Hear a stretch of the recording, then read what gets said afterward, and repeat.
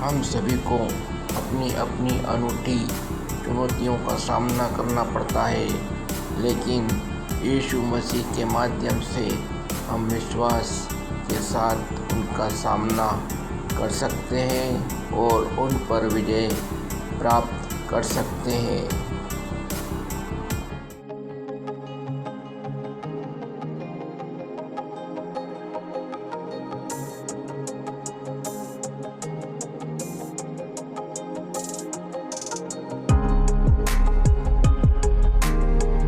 और जो नगर तुम इस्राएलियों की निज भूमि में से दो, वे जिनके बहुत नगर हों उनसे बहुत, और जिनके थोड़े नगर हों उनसे थोड़े लेकर देना। सब अपने अपने नगरों में से लेवियों को अपने ही अपने भाग के अनुसार दें। फिर यहोवा ने मूसा से कहा, इस्राएलियों से कह कि जब तुम यरदन पार होकर कनान देश में पहुँचो, तब ऐसे नगर ठहराना जो तुम्हारे लिए शरण नगर हों, कि जो कोई किसी को भूल से मार के खूनी ठहरा हो वह वहाँ भाग जाए।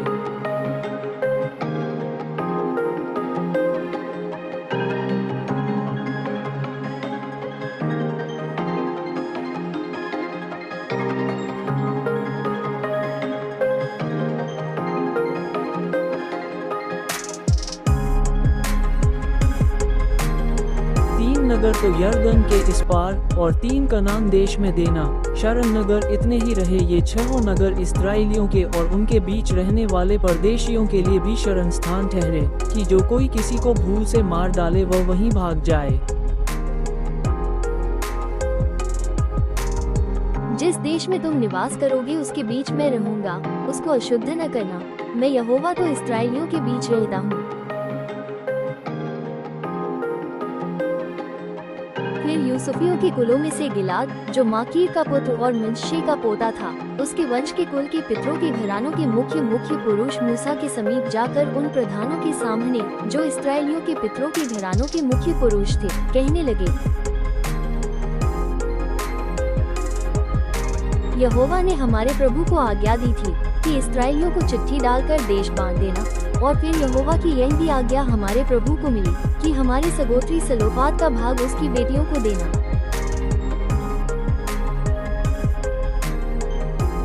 तो यदि वे इस्राएलियों के और किसी गोत्र के पुरुषों से ब्याही जाएं, तो उनका भाग हमारे पितरों के भाग से छूट जाएगा, और जिस गोत्र में से ब्याही जाए उसी गोत्र के भाग में मिल जाएगा। तब हमारा भाग घट जाएगा। और जब इस्राएलियों की जुबली होगी, तब जिस गोत्र में वे ब्याही जाएं उसके भाग में उनका भाग पक्की रीति से मिल जाएगा, और वह हमारे पितरों के गोत्र के भाग से सदा के लिए छूट जाएगा।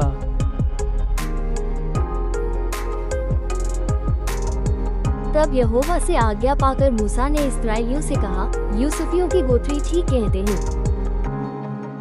सलोफाद की बेटियों के विषय में यहोवा ने यह आज्ञा दी है कि जो वर जिसकी दृष्टि में अच्छा लगे वह उसी से ब्याही जाए, परंतु वे अपने मूल पुरुष ही के गोत्र के कुल में ब्याही जाएं। और इस्राएलियों के किसी गोत्र में किसी की बेटी हो जो भाग पाने वाली हो, वह अपने ही मूल पुरुष के गोत्र के किसी पुरुष से ब्याही जाए, इसलिए कि इस्राएली अपने अपने मूल पुरुष के भाग के अधिकारी रहें। और इस्राएलियों के किसी गोत्र का भाग दूसरे के गोत्र के भाग में न मिलने पाए। इस्राएली अपने अपने मूल पुरुष के गोत्र के भाग पर बने रहे, यहोवा की आज्ञा के अनुसार जो उसने मूसा को दी। सलोफाद की बेटियों ने किया,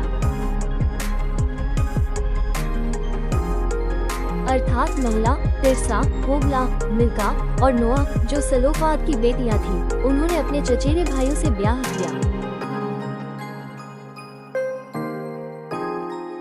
वे यूसुफ के पुत्र मनश्शे के वंश के कुलों में ब्याही गई, और उनका भाग उनके मूल पुरुष के कुल के गोत्र के अधिकार में बना रहा।